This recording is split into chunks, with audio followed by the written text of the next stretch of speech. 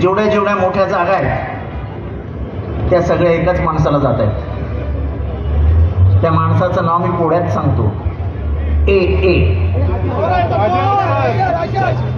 तुम्ही ओळखा, एवढे तुम्ही अक्कलवान आहात ना. ठाण्यामध्ये मक्तेदारी झाली, मक्तेदारी.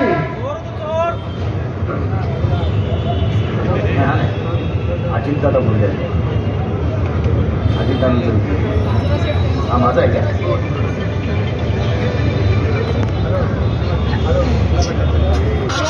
आपलं केंद्रात सरकार येणार आहे, आपलं राज्यात सरकार आहे. उद्याच्याला कुठलाही उद्योगपती किती उड्या मारायला लागला किंवा किती काही आवाडायला लागला तर त्याचं नाक कुठं दाबायचं आणि कसं त्याचं तोंड उघडेल हे सगळ्याला माहिती असतं. आपलं केंद्रात सरकार येणार आहे, आपलं राज्यात सरकार आहे.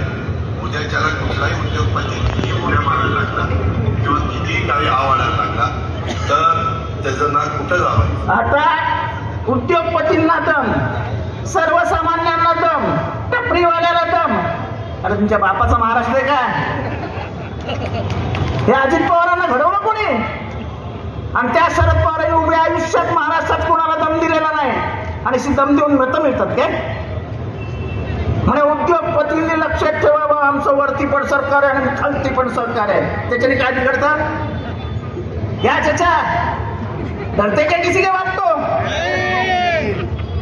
हे काय लावलंय? ठाण्यात सर्वसामान्य सर्वच. अरे माझ्यावरती 7 केसेस टाकल्या. काय प्रेम हो माझ्यावर? आमच्या कळव्यातल्या पोरांवरती 1 केस आहे तरी पण. अरे पोलिसांना मी आज इथं जाहीर आवाहन करतोय, असं वागू नका. असं MK मडवीला त्याचं काही घेणं नाही आणि त्याच्यावरती खंडणीचा गुन्हा टाकला. अरे तो MK मडवी आहे 100 कोटीचा मालक आणि त्याच्यावर गुन्हा टाकला. 2.5 कोटीची खंडणी वसूल केली, 2.5 लाख. आणि गुन्हा कुठे फिर बसणार नाही म्हणून तो बसवला कुठे? कळव्यात. आणि बसवणारा कोण? तर ज्याच्यामुळे BJP आणि शिवसेनेमध्ये भांडण लागलं तो बागडे नावाचा ऑफिसर. मी सगळ्या ऑफिसर्सना सांगू इच्छितो, फक्त 6 महिने अजून तुम्ही आहात. 6 महिन्यानंतर हे सरकार बदलणार आहे. अति जास्त करायला जाऊ नका. आम्हाला माहिती आहे तुम्हाला ऐकावं लागतं. जेवढं ऐकायचं तेवढंच ऐकायचं असतं. मर्यादेच्या बाहेर जाऊन वागाल तर 6 महिन्यानंतर आम्ही पण डोक्यात ठेवू. काय गोळ्या घालायच्या आत्ताच घालून द्या, काय मोक्का लावायचा तो आत्ताच लावा. पण आम्ही गांधीजींची औलाद आहोत. ऐसे जेल के सलाखों के पीछे रहने से हमको डर नहीं लगता है. पर अन्याय और अत्याचार के खिलाफ लड़ते रहेंगे. ये जो थाना में बढ़ता हुआ अत्याचार है, कार्यकर्ताओं को जो सताया गया है, उसके ऊपर हमारे पास दवा है और वो दवा का नाम है मशाल.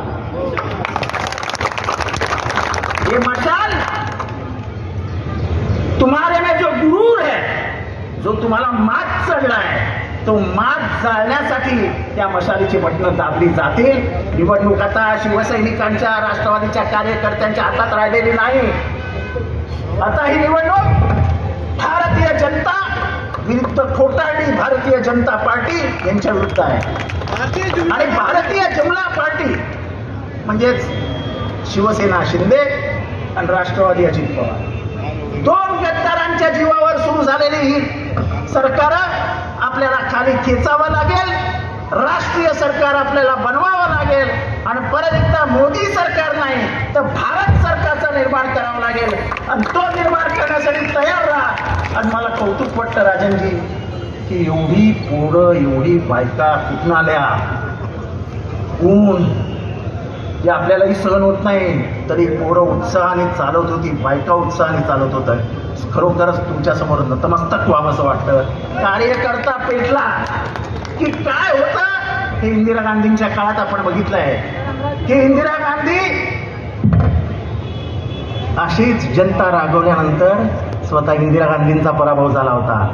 जनतेला राजकारणात माज आवडत नाही. हा माज भारतीय जनता ठाण्याची जनता उतरवल्याशिवाय राहणार नाही. एवढंच बोलतो. प्रचंड उत्साहाने कार्यकर्त्यांनी लोकांच्या घरी जा, लोकांकडे स्लिपा पोचवा, लोकांकडे पॅम्पलेट पोचवा. लोक मतदानाला तयार आहेत. जे मतदान होईल ठाण्यामध्ये ते मशालीला होईल, एवढं लक्षात ठेवा. जनतेपर्यंत पोहोचा, एवढंच तुम्हाला निक्षून सांगतो. जय हिंद, जय महाराष्ट्र, जय भीम.